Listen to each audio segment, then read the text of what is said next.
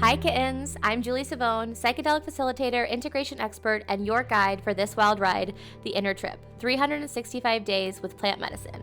I've helped hundreds of people use plant medicine, primarily psilocybin, to heal, expand, and step into their next level. But this year, I'm taking it even deeper. For the next 365 days, I'm bringing you with me. I'll be microdosing, journeying, integrating, and exploring what it really means to live a limitless life, with plant medicine as a tool, not a crutch. So if you're ready to feel more alive, more clear, more limitless, and you're down to do it with mushrooms and a little bit of sass, you're in the right place. Let's take the inner trip.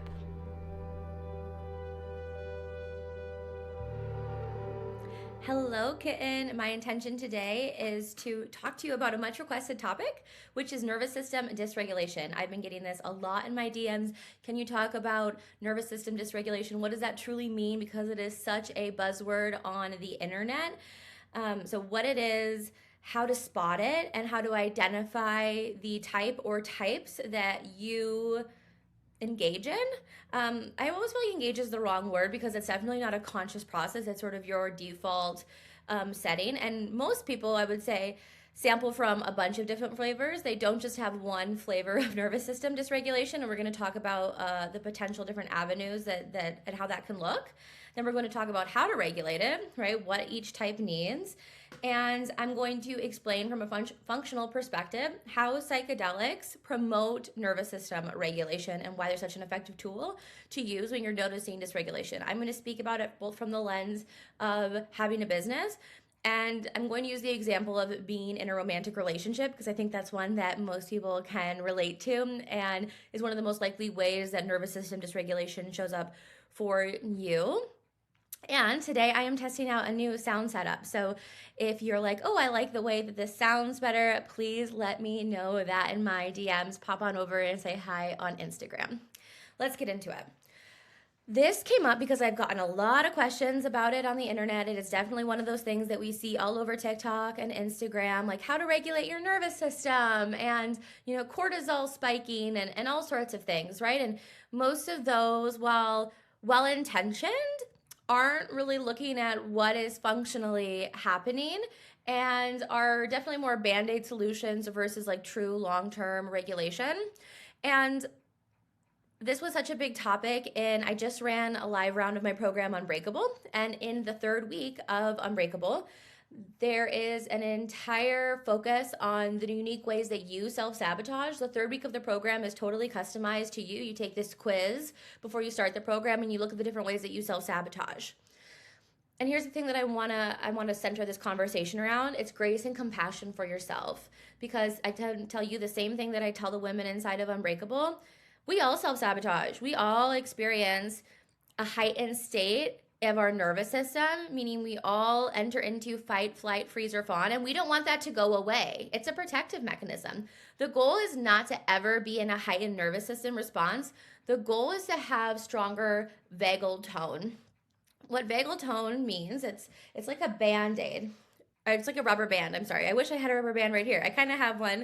It's this little tape, the tape holder for anyone who's watching me on YouTube. But basically, if you have strong vagal tone and your vagal nerve is like a rubber band, right? When something happens that pushes you into a state of fight, flight, freeze, or fawn, you're able to bounce back quickly. The rubber band snaps back and you're able to enter into a state of rest and digest. And your nervous system can toggle between sympathetic and parasympathetic easily and with accuracy. And when I say with accuracy, I also really mean like with appropriate responses, right? So like, let's say you are in a bad car accident. That is understandably going to push you into a nervous system response. And what we see when someone has strong vagal tone is that once they're out of the zone of danger, they're off the highway, they're back into their home, they're safe on the couch, maybe with a warm cup of tea, that they're able to exit their particular flavor of arousal, autonomic arousal, right? So this is such a good example because I know a lot of people have been in a car accident, and I was in a bad car accident when I was 18. And I could see now looking back that I had really poor vagal tone because I was in this car accident in the morning. and I was, brought back home. I ended up being fine besides a few minor injuries, thank God. And I shut down for the rest of the day, right? I was entering a freeze state. It was almost like I was catatonic. I would not speak. I could not do anything. I was totally frozen. And that carried over into the next day at school, where people wanted to talk about it and ask me about it. And I couldn't engage. I wasn't trying to be cagey or avoid anything. I simply did not have the capacity to speak. So my autonomic arousal was really high, and I was stuck in a freeze state, right? If I had better vagal tone, I would have been able to downregulate sooner and go back into rest and digest, and start to, have the conversation around it, talk about it, obviously to the degree that I felt comfortable doing that. But that is just such a clear example that I think a lot of people can relate to. Another one that I think a lot of people can relate to is receiving a text that feels out of character from our partner, right? So maybe we're noticing, and this can also be like a state of a hyper awareness, right? If you are really reading into all of your partner's texts and looking at punctuation, etc. But let's say there's one, and you are in a secure attachment, and you're not constantly sort of surveying for danger. You're not in a state of what one of the saboteurs in my program Unbreakable, what we call hypervigilance. But you do notice that something's off, right? How does your body respond in that moment? Well, for a lot of people, your heart starts to race. You might get hot and sweaty. It feels like you can't think about anything else, like your brain won't shut up or stop looping around this idea. And then we know that we're in a nervous system response, and we can then look and sort of digest, okay, which one is it? Which unique flavor are we displaying? So nervous system dysregulation isn't a bad thing. We call it dysregulation, but I actually would rather call it nervous system activation, right? We want our nervous system to be activated. Like in those moments of something life-threatening, like a car accident, or maybe you're speaking to someone and you just get a weird feeling from them, and you can feel your nervous system kick on to promote long-term safety. At the end of the day, your nervous system is truly just trying to keep you safe. Your nervous system is there to preserve corporal safety, right? It really just wants your body to survive. So that's why I oftentimes say your nervous system is programmed for survival, but not for expansion, not for living your most limitless life, because it is truly just a life-saving measure. It's a fail switch. But we've all heard those stories on the internet where someone says, I just got a weird feeling, I walked away. It turns out that guy was a serial killer, or was about to go on an attack in a public space. Whatever the particular case may be, our nervous system is very smart, is very adaptive. We don't want our nervous system to completely shut off. We just want to truly improve vagal tone, so that when things do stress us out, we're able to come back into rest and digest at the appropriate time, and ultimately much quicker. Because what we're seeing so often in modern culture, we're not facing as many life-threatening instances from our environment, right? We're not being chased by saber-toothed tigers, or humans aren't hunting humans in the way that we once did. But now we're perceiving all sorts of things as threats. So we're perceiving those texts from our partners, our boss saying they want to talk to us, someone making a rude comment on Instagram, right? All of these things that truly have no bearing on our safety, our corporal survival, are now being interpreted by our brains as threats. And so they promote nervous system activation, and they can leave us feeling really dysregulated if we have poor vagal tone and we aren't able to snap back. So that is, in a general sense, what it really means when we see on the internet. We see people talking about nervous system dysregulation, nervous system being activated, your cortisol spiking, right? It means someone their nervous system has been switched into the on switch, and it is entering a state of fight, flight, freeze, or fawn. So let's get into fight, flight, freeze, or fawn, and I am going to go through examples both in business, and I'm going to go through examples in a romantic relationship as well. And I had a fun post recently that people really liked, and they were sending me their character, because I made a quiz. How does your nervous system sabotage you in business, as told by the characters of Sex and the City? So I want to go through that with you. If you also want to take this quiz on your own, you can go ahead and go to my Instagram, which is linked up in the show notes, and you can take the quiz. It's one of my pinned posts. So I'm going to go through a few examples, and I want you to choose the option that sounds most like you. And again, I'm also going to give examples of being in a relationship so that you can see this for yourself as well. If you're not in business and you have no interest in being in business, but everyone does experience nervous system activation, and I would say most people could improve their vagal tone, right? We're all a little bit trend more toward dysregulated than regulated.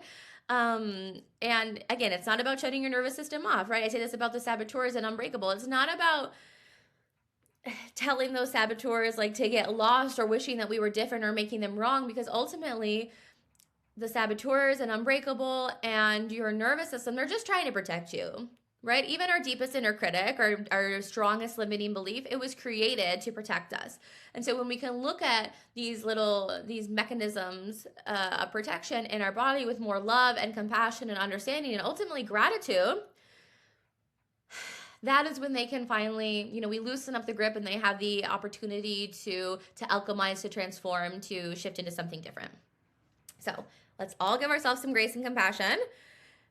I probably said it on this podcast, but if you've ever worked with me, you know that I firmly believe that guilt and shame and judgment toward ourselves, towards others, are not the things that are going to promote the change we want to see, right? And this is also backed by behavioral psychology, by B.F. Skinner. When we look at punishment versus reward, when we punish behavior we don't want, we ultimately get more of it, versus when we reinforce the behavior we do, we get more of that. So when we are able to offer ourselves compassion and acceptance and curiosity, that is when we are able to make the changes we wish to see. Beautiful. Let's get into the quiz. So for my business babes, when your business feels off, and I want you to notice as I'm going through this quiz, if you collect more A, B, C's, or D's, okay? When things feel off in your business, do you A, Voxer your coach ASAP to ask for feedback because you're assuming you messed something up? B, push harder, work longer hours, put out more content? C, stop posting, avoid looking at numbers. You don't want to stress yourself out more. Or D, end up on the couch. You know what to do, but you can't make yourself do it. So for my relationship cuties, when something feels off in your relationship, do you immediately text your partner and ask for reassurance? Do you go the extra mile, make them dinner, plan a date? Do you, when they come home from work, or if you live together, do you just give them some space and maybe avoid them in your house? Or D, do you completely shut down from what you were going to do that day, right? So let's say you receive a text from your partner and it feels off for you. Are you then totally preoccupied? You can't do anything else. You're just sort of stuck sitting in the loop of whatever's going on. Okay, beautiful. Question 2. Remember, we're not shaming ourselves for any of these. And everyone this is the thing too. I want you to keep track of all of your letters and your responses, but everyone participates in different ways, right? You might see that you kind of trend toward one answer in business, but that looks different in your relationships. Okay. Question 2. During a launch, do you A, constantly second guess whether you're doing enough? You wait to get approval on every move before you take action? B, do you muscle through exhaustion and refuse to slow down? This is launch time. You'll sleep when you're dead, but maybe not because you have shit to do. C, start strong. You post consistently the first few days, but then drop off the face of the earth when you haven't made a sale by day 3? Or D, do you spiral, overthink, end up bed rotting, scrolling on your phone, looking for quote unquote inspo? And for my relationship cuties or people who aren't in business and they want to see their unique flavor of dysregulation, when you're dating someone new, are you always in your head thinking oh my God, they don't like me, I'm not cute enough for them, I'm not smart enough for them? B, do you deprioritize yourself and your schedule and what you need to get done so that you can constantly be available for them? Maybe there's someone who wants to text throughout the day and that just doesn't make sense for your schedule, etc.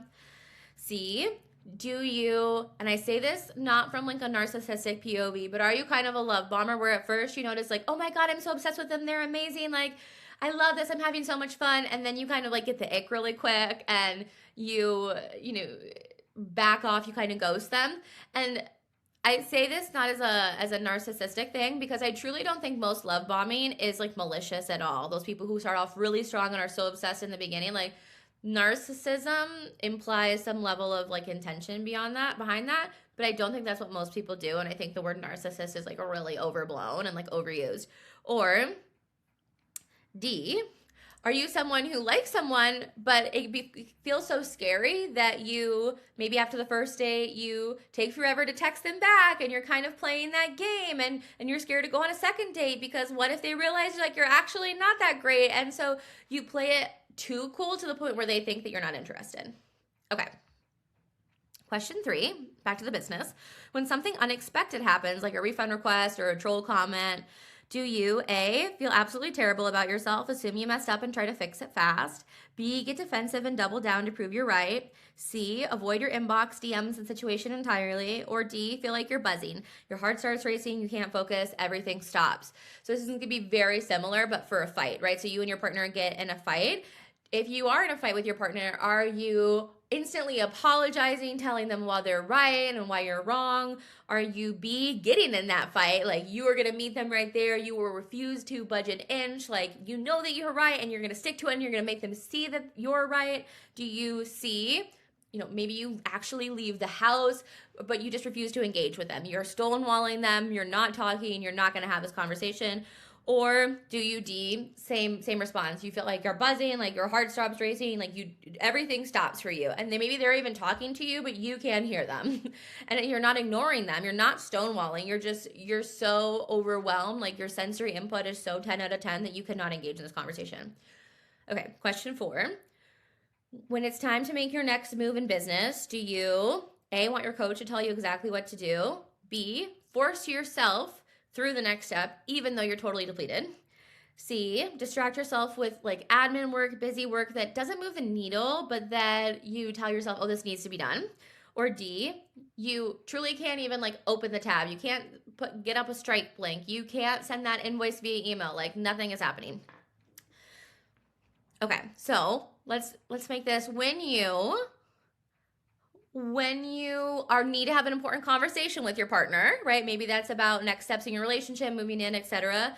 Do you look to all either say, for A, we'll say like your therapist or your best friend or your mom, and look to them to tell you what they think the next step should be or what you should say to the partner?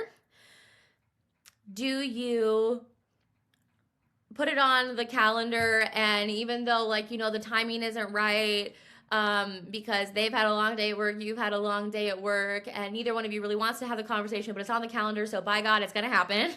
C, do you completely avoid the conversation, and maybe your partner even says to you, hey, like we really get to talk about this like next move or whatever, you're like, it never happens? Or D, this is a partner who like they're not saying anything, maybe they don't even know it's like on your awareness, but you know it's something that's really bothering you, and you just like can't bring yourself to start the conversation, right? Like they're not aware, they're totally unaware that you think they need, and their relationship needs this conversation because you have not voiced it at all. Okay, beautiful. So if you chose mostly A's or the first answer in all of the questions. And again, maybe you were doing 2 different tallies, so business versus relationship. So your answers might look different. And most people, I would say all people, sample from each one of these responses. So just know that like it's totally normal for you to maybe show up in dysregulation in one way in your business and one way in your relationship, or it's totally normal for you to show up in the same, right? Or maybe you're like, wow, I have one of each and I just really am an equal opportunity employer. Beautiful. So if you chose mostly A's, that is a Fawn response. You're a Charlotte. So this is really where you're being the quintessential good girl, right? So this is like major eldest daughter vibes. And when things start to feel uncertain, your nervous system tries to stay safe by seeking approval, assuming that you did something wrong, thinking that there's like a formula that you get to follow to have success, and that if you can do everything right, then your business will work, they won't leave you, etc. So this looks like on the surface being super diligent, committed, coachable, but underneath it, what your body is saying is that if I do this right, I won't be abandoned. So the next level for you, right, when we look about how to regulate this, it's not about working harder or better. but it's learning to trust yourself and to put yourself first, knowing that like, yes, a relationship is about, you know, prioritizing your partner, but like no relationship works if you prioritize your partner to the detriment of yourself. Same for your business, right? Your business doesn't work if you prioritize the business to the detriment of yourself. So it's actually the most selfless thing that you can do to be a little bit selfish, because your 10 out of 10, your 100% is going to result in better for everyone.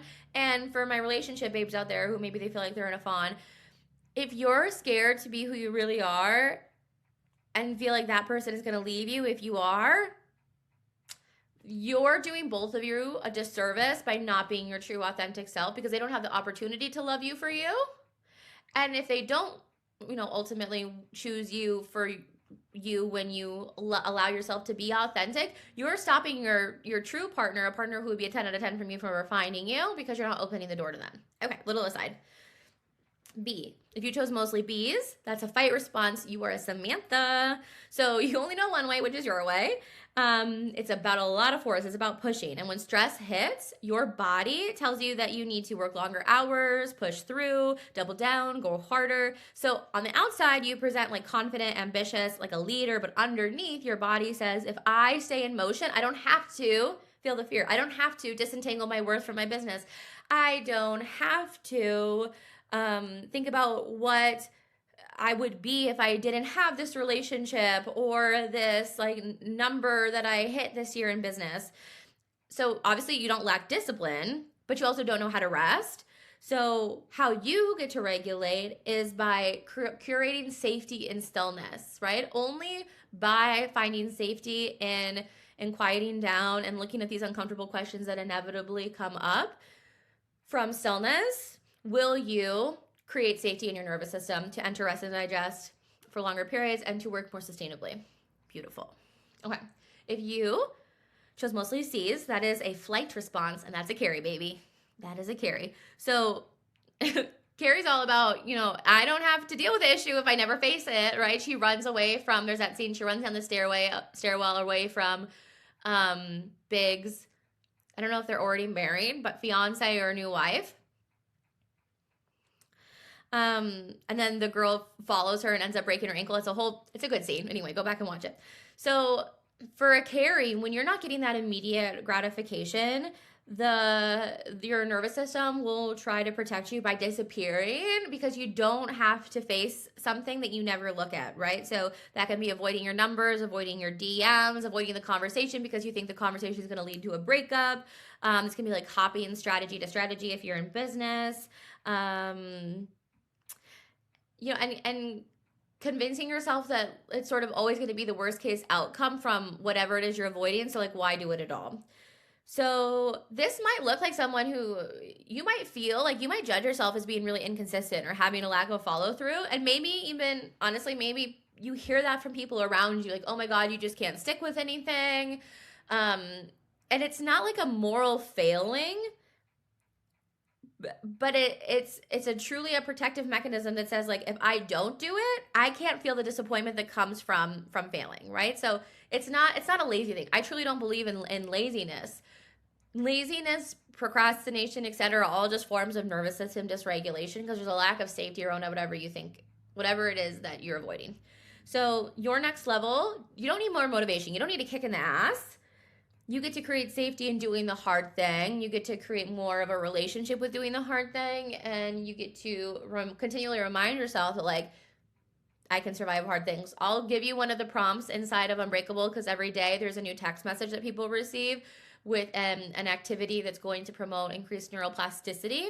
And these get to become habits. It's a habit stacking program. So you continue to add ones on. It's not like you just like do it once and then never do it again. So one of them in week 2 is making a list of everything that scares you, and then choosing one thing from the list and doing it every day. And these aren't huge things like jumping out of a plane. I mean, they could be, right? Like, awesome if you choose that one. I did that this summer. It's very liberating. It was great to confront that fear. But this can mean like having the conversation with your boyfriend. This can mean checking your bank account. This can mean stepping on the scale if you've been avoiding it, right? So do one thing every day that scares you. And you will build more of a trust response with yourself, because you will see like, oh, I'm fine. And you are fine. Beautiful. So if you chose mostly D's, that's a freeze response, and you're Miranda. So Mirandas regulate by shutting down, and when things feel really overwhelming, your nervous system responds with a paralysis, mental fog, scrolling instead of doing, knowing what to do but being unable to start. And so that's when I was talking about the car crash example at the beginning. That's what I was entering, right? Like I knew people were talking to me and asking me questions, and I wasn't trying to be like cagey. I just couldn't answer them. I literally couldn't. It felt like I was like my body had me in a chokehold, and I had no control over what it did. So again, this isn't like a lack of clarity or, shutting down to be a bitch, but it's your nervous system, it's your body saying like, this is too much and I need everything to stop. So again, this is not about like having a better plan or a kick in the ass, but it's about being able to self-soothe through the shutdown, increasing that vagal tone that we talked about, and ultimately choosing activities that promote true rest. So spoiler alert, true rest is not scrolling on your phone or binge watching anything on Netflix. True rest are things where your body is actually able to slow down and create more units of directed focus and attention. So this can look like sleeping. This can look like being outside in green space. There's a lot of good research around that. This can look like allowing your mind to get bored. So you're not scrolling on your phone. You're not watching anything. You're not doing anything. You're just being. And oftentimes what happens with Miranda's, with freeze response, is we actually engage in things that create more dissociation, like the scrolling, right? Or, being on, doing that busy work and stuff. But it is not going to be the thing that allows us to get out of that freeze response and back into rest and digest. So I want you to remember, these are not personality flaws. They're just strategies that your nervous system adopted. And these came about long before you had a business or a relationship. These are all from childhood. But the pattern keeps repeating because you have not created safety in your nervous system. You have not allowed your nervous system to, switch quickly between parasympathetic and sympathetic. But it's not about discipline. It truly is like regulation. And that is what's going to allow you to ascend to the next level in your relationship or business or etc. So now that we went over, how to spot your dysregulation, and you kind of know your types, like your most frequent types, and what your next step is for regulation, I want to go over and explain how psychedelics can regulate your nervous system from a functional standpoint, and then leave you with your integration. So when we think about nervous system activation, what we're really saying is there's a lot of blood flow to the amygdala. Your amygdala is one of your oldest centers of your brain, and it is really the fear center. So that is where, you're going to be those strategies, fight, flight, freeze, or fawn. They're just like default settings that happen in your amygdala. And there's a bunch of blood flow in there when we get activated, when we get triggered, when we get scared, and in all of these ways. Yes, sometimes that's like on a political fight on Instagram, but sometimes it's a very real car accident, right, that could physically harm you. But regardless of what the trigger source was, it is an increase in blood flow in the amygdala. What psychedelics do, and we can see this from fMRI scans, is that psychedelics will stop the blood flow to the amygdala and redirect it back into our prefrontal cortex, where we can have rational thought, where we can enter, rest, and digest, where we can make grounded choices. No one ever made a good choice when their blood flow was primarily in their amygdala. I'm just going to say that right now as a blanket statement. They probably made a good choice for literal survival. Like, let's say they were they somehow found themselves in a physical altercation and they needed to get out of it. Yes, in that case, beautiful. If you actually are experiencing a true lack of safety, then your amygdala is going to save you. But if you're in one of these scenarios where you're in a confrontation with your boyfriend, or your mom's pissed you off, or you're spouting off with someone on Instagram in the comments, that is not the time for your amygdala to be running the show. We want our prefrontal cortex to be activated. So that is why microdosing is so powerful. That's why psychedelics are so powerful. It's because they force nervous system dysregulation by redirecting blood flow in our brain away from the amygdala and into the prefrontal cortex. Beautiful. So what I want you to do for your integration this week is to take the quiz, is to think about this, is to look at like which character am I? Which character do I mostly default to when I'm feeling activated? How does my activation look different in business than in romantic relations, than, perhaps in your relationship with your parents or your friends, right? Like there are different ways that this can show up. But just to begin to spot it, right? Because I hate that when people say awareness is key. Like it is an important first step. If you're not aware of something, you're not gonna be able to shift it, but it's on its own and it is not enough to promote real change. But I do want you to start just with a simple piece of being aware and with giving yourself compassion, because these these protective mechanisms were put there to help you and to preserve you and to keep you safe and to keep you alive. And I have so much love for you, and I hope you can give yourself that love as well. But until next time, kittens, talk soon. That's the end of today's trip. But remember, the real magic has always been inside of you. If this episode landed, send it to a friend who's ready to step into their next level. And make sure you're following the show so you never miss a dose. I'll be back again soon with another day on the path to your most limitless life. And until then, trust yourself, follow your intuition, and keep asking, how good can it get?